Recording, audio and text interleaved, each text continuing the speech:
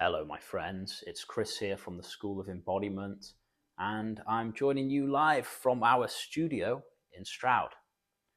And I wanted to talk about awakening and pain. So the phrase came to me the other day when I was sitting in meditation. You cannot be awake when your heart is full of pain. You cannot truly be awake if your heart is full of pain. Now, a lot of people get onto this spiritual path, get into non-duality, get into self-inquiry, and work very hard, actually, to come out of identification with the thinking and to free themselves from this mind, which can drive us crazy. And if we identify with the thoughts all the time, that can really drive us bonkers and can cause a lot of suffering. And that used to cause me a hell of a lot of suffering. And so when you step out of that, to a certain extent, you've freed yourself. You've freed yourself from a big chunk of the suffering that the mind used to cause. However, what I've seen time and time again is a lot of people get onto the spiritual path, get into non-duality, and they taste that awareness, being aware of awareness. They may have listened to their favorite non-duality teacher for hundreds and thousands of hours, and they really taste this being aware of awareness. But if that being aware of awareness doesn't drop down and fill the heart and fill the body, then there's always going to be a sense that something is missing. Now, if the heart is filled with pain, if you've been through trauma and your heart is filled with pain, then that holding onto the piece of awareness is going to be a strain. It's going to start to feel like a strain. And you might be able to say to somebody, and I have friends who will say this to me, I'll ask them how they're doing, and they'll always say, amazing, I'm really well, always well. And when they say it, I know that they're talking about the piece of awareness that's always well. And we can know this wellness of awareness. We can know this piece of awareness. And we can say, I'm okay, you can be good, you can feel the joy of that and the peace of that.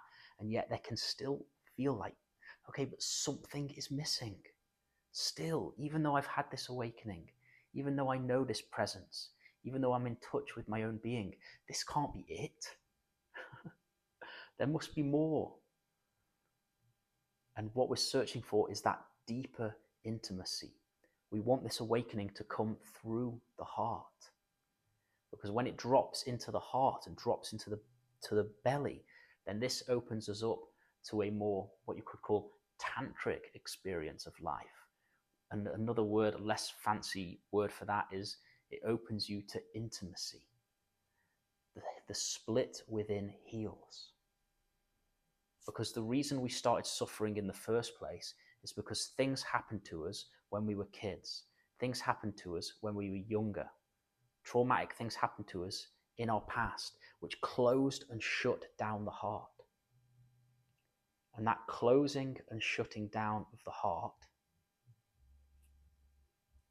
meant that we cut ourselves off from our bodies. We cut ourselves off from the pain in the heart, but we also cut ourselves off from the joy and intimacy of the heart. So yes, through self-inquiry, through stepping out of identification with the thinking, we can discover peace. We can discover a much greater peace than the peace we're living in if we're identified with thinking. And to suddenly shift from identification with thinking into knowing that these thoughts are not who you are, and stepping into knowing yourself as the awareness which knows the thinking, that can be a big shift. And it can feel amazing, at least for a time.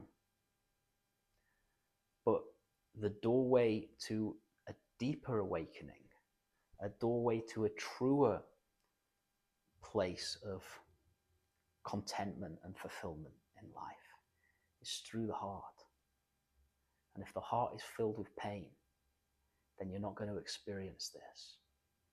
We have to be willing to journey down into the heart, into the repressed feelings, and allow the repressed hurt, the repressed pain to come up to the surface of experience. And this isn't a process that's going to take weeks or months. This is a process that's going to take years. But the more you empty out the trauma and pain held within the heart, the more deeply you know your own divinity, the more deeply you know your own being, the more you come into this causeless flow of love in your life. There's a huge, huge difference between simply knowing the peace of awareness and still being dissociated from all of your pain, and knowing the peace of awareness and being in the full flow of the pain, being in the full flow of life. As these emotions and anger and shame and pain empty out of your heart, you come into this deep intimacy and flow of life. It's a much fuller, much richer awakening than simply being aware of being aware. As wonderful and awesome as being aware of being aware is. I'll just say one more thing before I end. Most people get into non-duality and get into self-inquiry and get into the practices of awakening. Why do we get into that? Why do most people get into that? Because we're trying to escape our pain. A lot of people get into non-duality from a place of intense suffering, from a place of really not wanting to be in pain. And what most people do when they're in pain, they try and get away from it. They try and escape it. So we find, okay, if I stay with awareness, I'm not suffering. And so then we use these awareness practices to get away from our suffering. It's a safe place to be. It's safe to be in awareness. There's a freedom in awareness. And we can stay very, very devoted to that as a way of escaping our pain. And there's actually something really good about that, in that it really puts us in touch with this place. Because over and over again, we go back to that freedom. And there's something good about that. But we can't stay stuck there. Because if you stay stuck there, you're not going to be an authentic human being. Eventually, the whole thing just comes back down to being fully fucking human. Not speaking in a weird way, not trying to be spiritual, not trying to be anything, just being yourself, natural, being naturally, authentically you. Now, if somebody asks you how you are and you're sensing in to the peace of awareness, and you say, yeah, I'm great, I'm at peace, when there's some repressed anger and sadness and hurt in your body, then you're not being fucking authentic. You're lying to yourself and you're lying to the person. But if you were to be authentic, truly authentic to yourself, and you were to crumble sitting on the sofa at home, crumble lying in bed at home, crying, being with the sadness, I'm fucking sad, and letting that move through, then you're being authentic. And then you're emptying out the heart of the pain. And every little bit of space that you empty out of the heart gets filled with the light of being. Every single little bit of pain that you empty from your body gets filled with the light of being. So both approaches are really good. Coming to know the peace of awareness is absolutely essential.